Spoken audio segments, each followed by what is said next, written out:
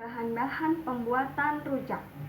Aya 5 biji cabai rawit, aya 3 buah mangga, aya sahiji buah jambu biji, aya sabuah mentimun, 1 biji gula merah, aya hiji ons kacang tanah mentah, air secukupnya.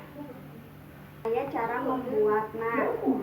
Siapkan bahan-bahan anu parantos disajieun.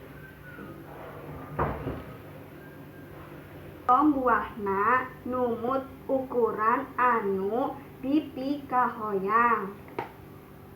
Giling rempah-rempah anu parantos disayogikeun. Salanjutna peras campurkeun rempah-rempah sereng buahna.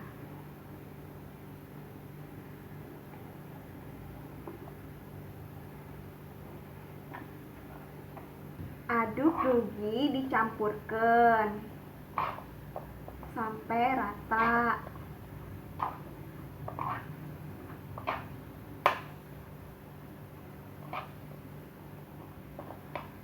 Peras tuang.